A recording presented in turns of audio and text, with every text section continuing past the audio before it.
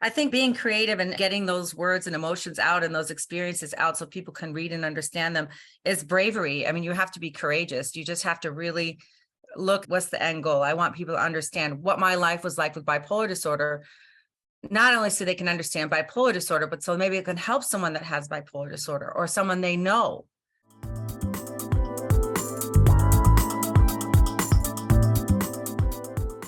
Hi, everyone. Welcome to another episode of From the Magic Pencil, Voices of Writing Through.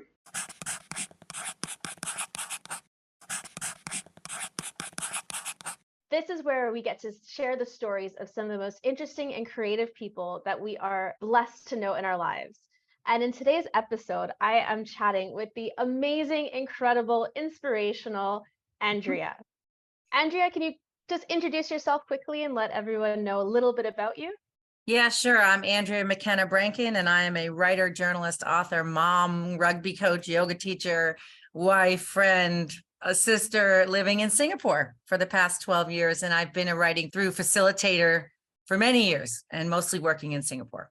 And we're so lucky to have you. I've had the pleasure of co-facilitating with you in the past, and it is always amazing to see how your process works and how good you are at bringing people out of their shell and making people feel comfortable. I couldn't do it without you because it was all on Zoom when we started that. It's definitely a lot more challenging on my end because I'm kind of a dinosaur with the technology, but we made it work.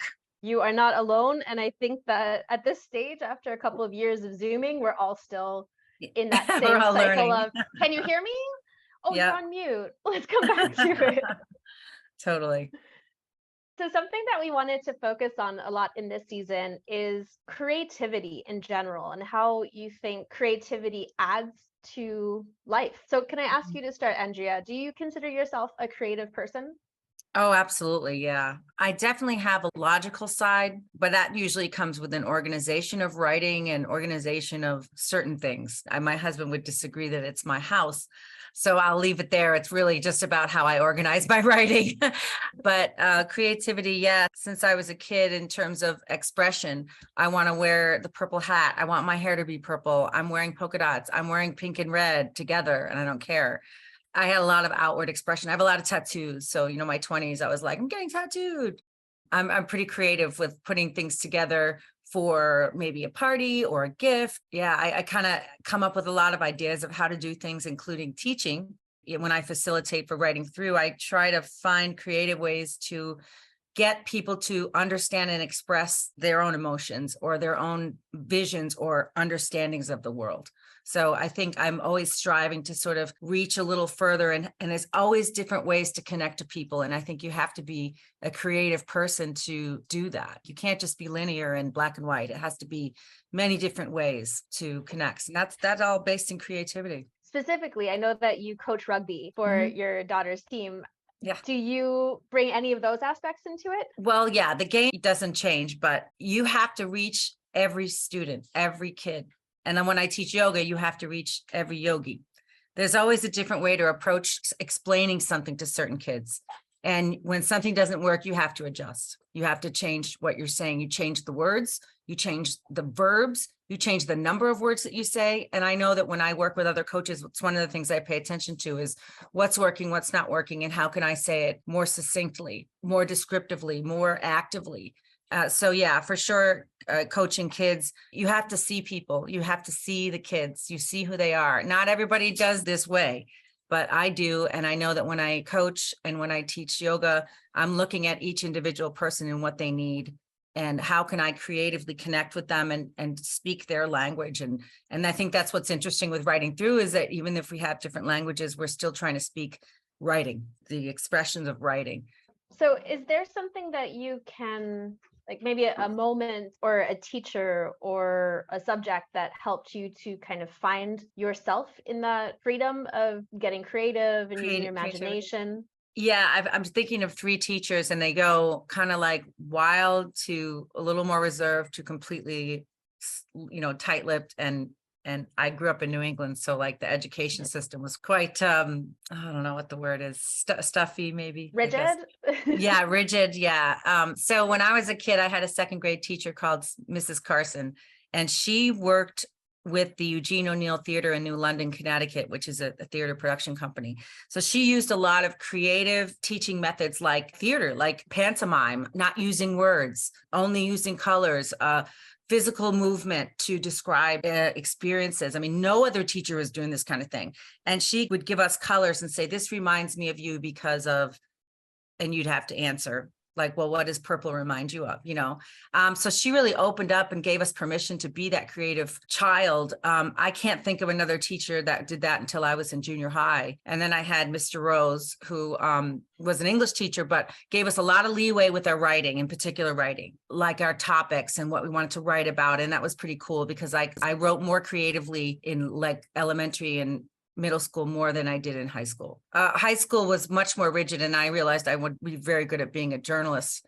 But it certainly reigned in creativity in terms of, 80s journalism was very, you have a formula that you follow, and there's nothing wrong with that. I mean, that's the organizational part of how I write anyway. So yeah, I did have a little bit of influence, but I think my daughter's education here in Singapore with the international school system is blown out of the water what I learned about how to be creative. So I was sort of like wanting to be more creative. And, I'm glad I'm where I'm at, considering that I had such a sort of stifled beginning, if you will.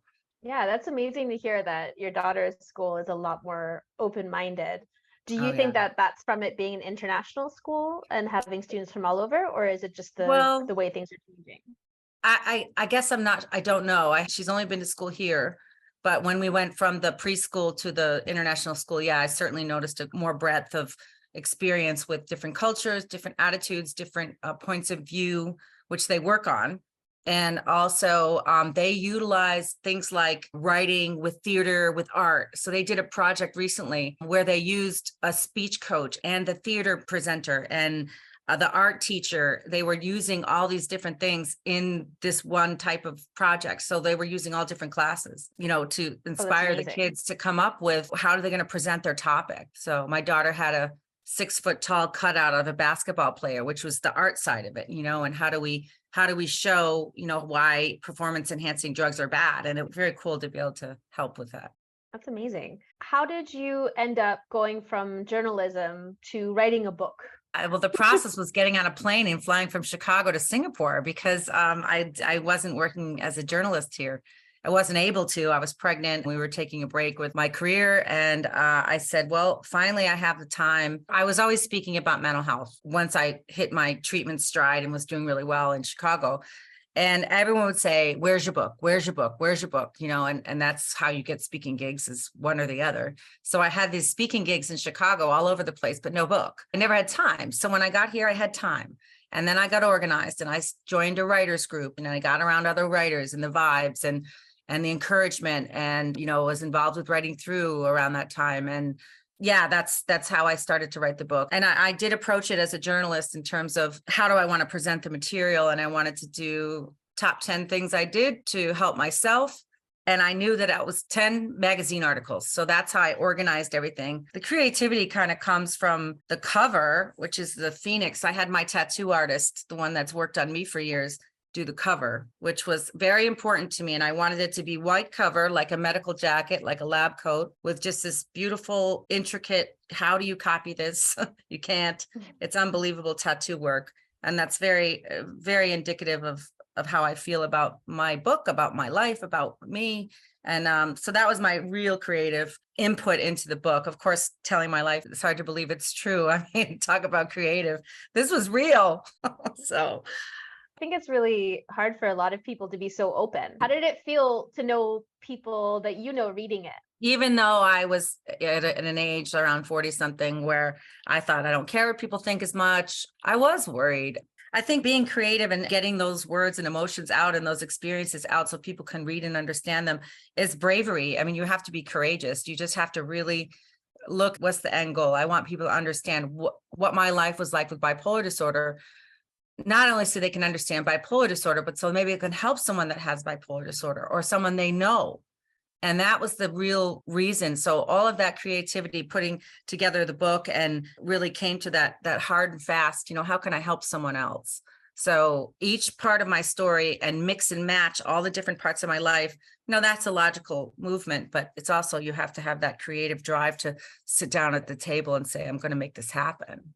How do you feel when you're going, especially in somewhere like Singapore, where I can imagine people are not very open about No. speaking about mental illness? How does it Mhm. feel to go and see people coming to you to learn more and Yeah. to help their friends or their family?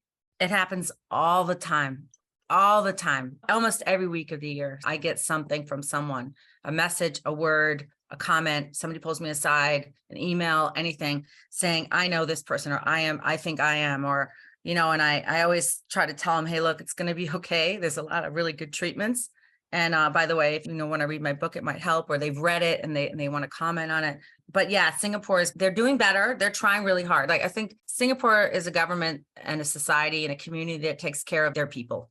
And they have like an advertising campaign. They're like, hey, are you okay? It's okay to say you're not okay. I mean, they're doing a great job. And this is it. Like, this is the information they're getting from their own people who they know their government is caring about them. I mean, how many people can say, oh, my government cares about me? I know, but by looking at their mental health initiatives, that they really care to get people to talk, mainly to get help. I get excellent care here, so it's here. But yeah, it is still hard for people to talk about. But I think the government and people like me, hopefully getting the word out that it's okay to talk about it. And I'm a 1-by-1 person, but I mean, certainly the government has a lot more breadth, and they have buses and underground stuff on the trains. And it's a good effort. Even though they may seem more behind than the US, they're trying. They're working on it, and I'm happy to see them move forward with that.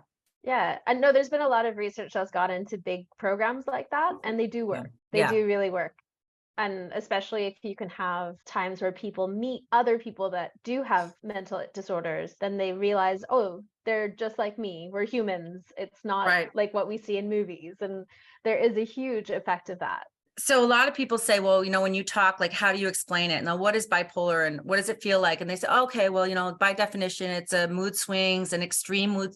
People say, oh, well, everyone has mood swings. Like, no, not like this. Extreme mood swings. So I wrote in part of my book, and it comes up many times, examples of what this bipolar mind is like. For me, I wanted to live. I wanted to have healthy relationships and friends and family and fun and success. Treatment was the only way to get there for me. That's not to say that at that time, I didn't miss the bipolar mind. I went through a week while unmedicated where I started sewing clothes and even painting pictures, mostly self-portraits. Me by a purple tree, me crying with tears streaking down, me with wings of fire, etc. I was never a painter like my older sister. I was never a visual artist, but somehow I managed about 4 paintings with acrylics I bought from Michael's craft stores. That artful week was fueled as well by manic spending, as I dropped hundreds of dollars I didn't have on paint, accessories, as well as fabrics for the sewing projects. I think at that time I draped all my mom's lamps with beaded trim and ribbons and things like that. I mean, wackadoodle crazy shit. But my mom was so tolerant. So that's what I was missing, that spontaneous, I can do anything attitude, which was really just bipolar mania. Yeah, amazing. Thank you for sharing that and reading that with us. Yeah, it does come across a lot of times they have in movies where the artists that are manic are just creating their best work and it's so wonderful. And then there's very little focus on what comes next. Yeah, or what you do with it. Maybe sometimes I feel amazing, like an elevated mood or a lower mood. And I have a writer, so I write in my head constantly. If I wrote down everything I thought, I'd be like Stephen King. I mean, like, so much stuff. Yeah, there's a lot of disjointed, where does this belong in the world kind of stuff, but it is bursts of creativity for sure. So you meet so many different people in so many different parts and points in their lives. Mm-hmm. How do you talk to somebody or react to someone when they tell you that they are not creative? I probably would start with a little patronizing, because that's just a habit of mine to say, oh, come on, I'm sure you're creative about something, like, look at you matched your clothes today, but maybe that's not an option. So I suppose I have encountered some of our students that have come in, our participants that have said, I'm not creative. Like, okay, well, we'll work on that. And you know what? There's tools to create creativity, which we know in writing through, we have our 4 rules. And I know that those 4 tools, don't think, use the back of your brain. Words have sounds, and you can't make a mistake with what you do. Those are the 4 permissions that say, let it rip.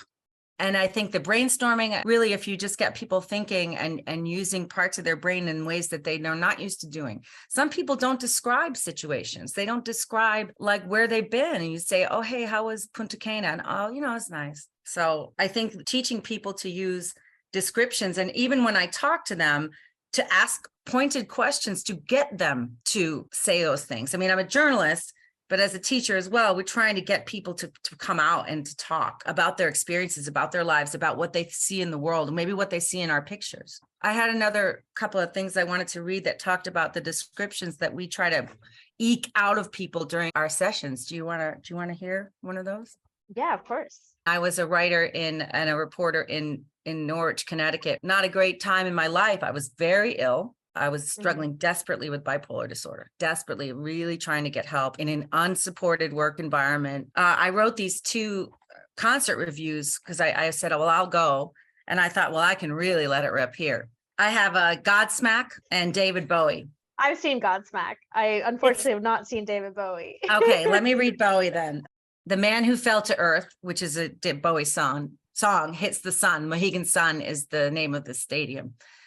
He has played myriad characters: the Slim White Duke, a Goblin King, Andy Warhol, a dying vampire, and Punch's pilot. But David Bowie's best role is the quintessential rock star. At 57, the singer still shines with his statuesque persona and smooth voice that moved easily from the whisper of Under Pressure to the hurricane wind of Ziggy Stardust. His performance Wednesday night at the Mohegan Sun Arena was nothing short of dramatic. Rather than just play a hit list, he managed to fit in songs from every decade, opening with the 70s glam rock anthem Rebel Rebel, getting the crowd going early and leaving them relieved about when he would play that particular radio-friendly song. Bowie also paid homage to Mott the Hoople with a particularly entertaining commentary before and after the song All the Young Dudes. Bowie blasted out China Girl, paired with a blood red video screen, but not before alluding to the sing-along tendency of dudes. When the song came up next on the list, he cut the sound to let the crowd sing the chorus, only to realize they didn't know all the words. After he kindly explained the words following All the Young Dudes, which was something like Boogaloo-doo, they didn't know it. So he was explaining how to sing the song. It was funny. Bowie chatted amicably with the crowd like a television talk show host in between such 70s songs as The Man Who Sold the World, also made famous by Kurt Cobain's cover in the 90s, 80s songs as Let's Dance, and several pieces from Tin Machine in the 90s.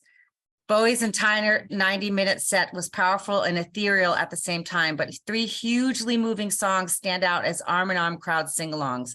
One was the ever-relevant Under Pressure, with due respect paid to the late Freddie Mercury of Queen, who did the duet with Bowie in the 70s. Another was the desperate cry of Heroes. The final was the timeless saga of Ziggy Stardust. Ziggy played guitar and Bowie really sang.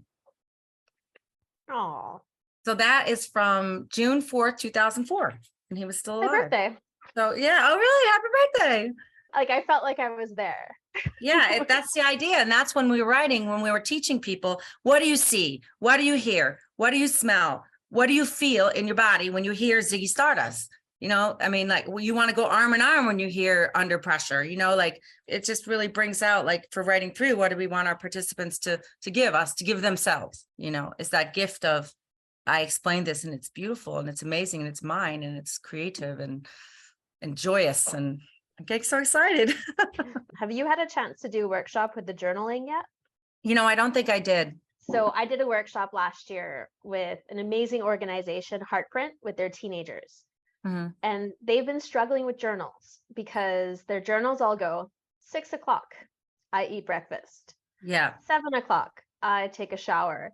And they're trying to get them to go deeper. And so we wrote a group journal together about a trip they took, where that's how I do it is, well, what did you see? What did it look like to you? Did it remind you of anything? How did you feel when you saw that? Right. And we really just kind of pushed them to get those descriptions the way that you just been saying it. And they came out with this amazing journal. And luckily, because I, of course, am in touch with everybody, their teachers have said they've continued that way. And no more do they put that timestamp of what that's they do to get amazing. ready in the morning.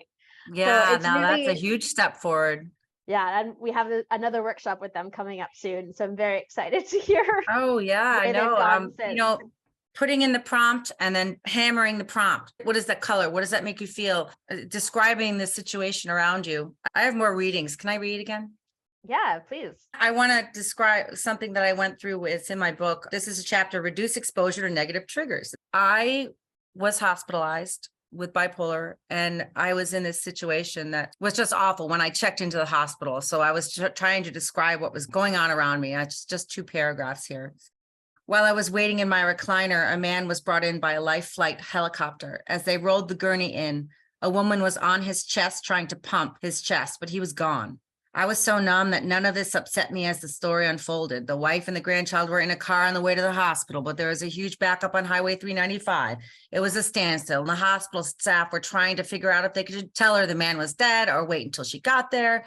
They tried to get a state trooper to find their car and escort them in. When the wife came in with the grandchild, I was sitting right next in the room when they broke the news to them. Even though I was firsthand witness to this tragedy, I felt utterly numb. I had empathy, of course, but I was just checked out mentally. I sat outside of the room of this dead body for hours. As a psych intake patient, that was so fucked up. I just wanted that day to be over. I watched later as the nurses covered the body with a yellow box and eventually rolled his gurney out of the room to the morgue. I was absolutely blank. I had nothing left. By hospital policy, I was escorted by security to the psychiatric ward because if we were in there, it was because we were a danger to ourselves and possibly others. Sigh. And that was the start of my second hospitalization for bipolar disorder. Terrible experience, complete numbness, but the ability to go back, which sucked, and relive that experience, but to be able to describe it literally, just what happened, who was talking, what were they saying? What did I see? Nothing. I felt nothing, but I could still describe things, even though it was a zero emotion for me, So I think you really have to push yourself. And I know a lot of our beneficiaries have really horrible experiences. And a lot of times when I'm facilitating, they want to write about it. I'm all for that because I've done it. So it's hard for them to read it. It's hard for them to write it, but you know what? It gets written. I think that's really important to be able to describe, whether it's a journal entry or something just for yourself that you can express and get these things out.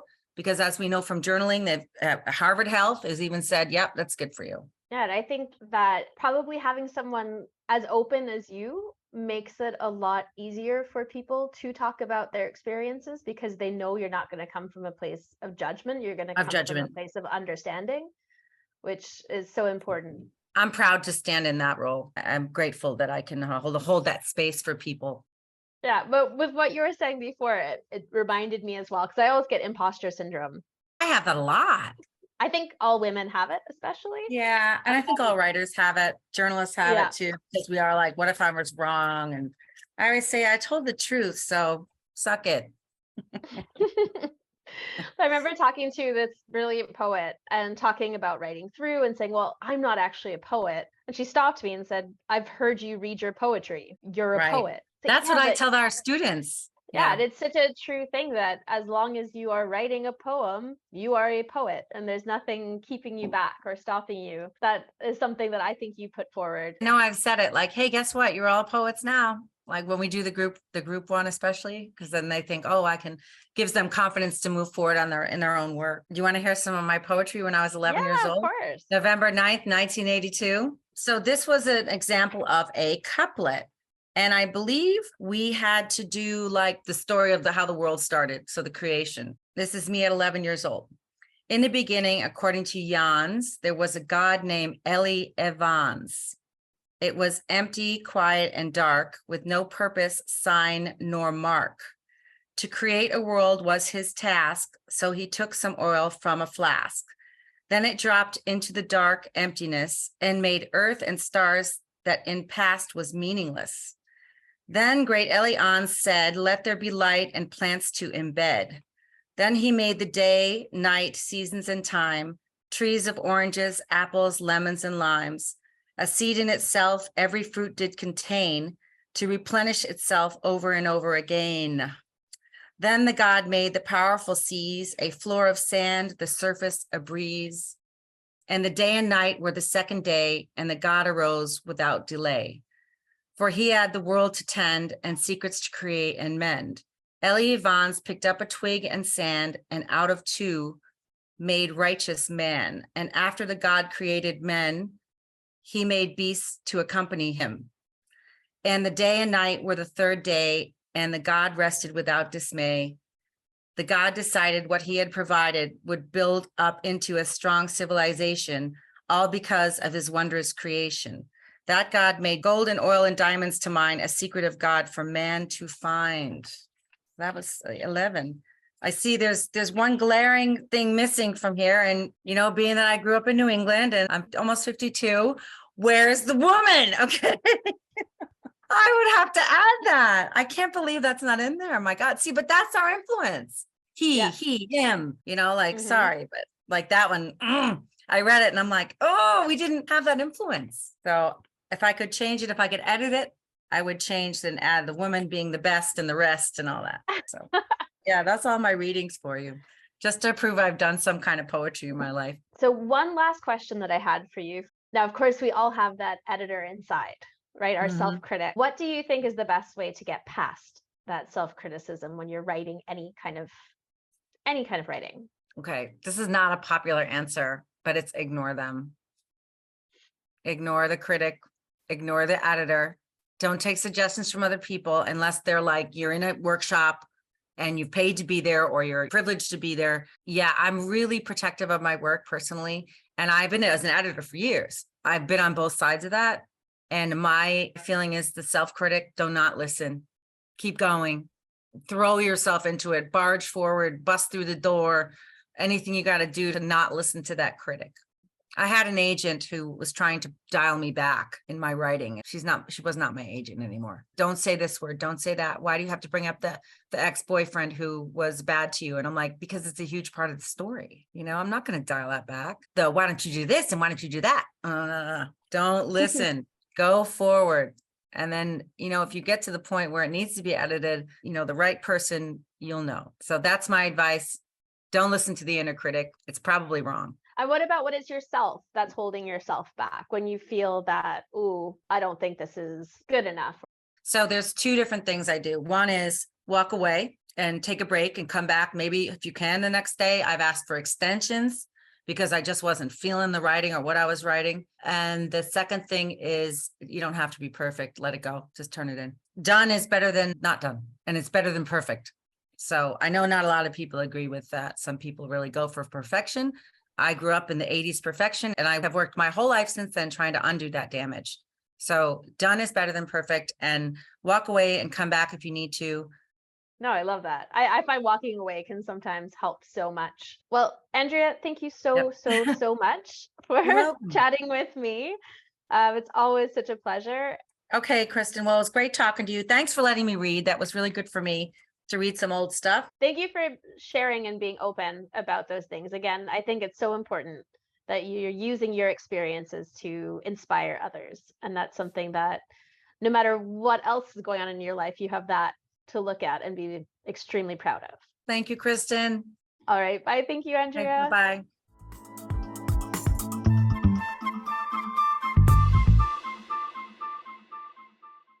Next month, we are joined by the brilliant, award-winning Colombian-American poet and my personal hero, Carlos Andres Gomez.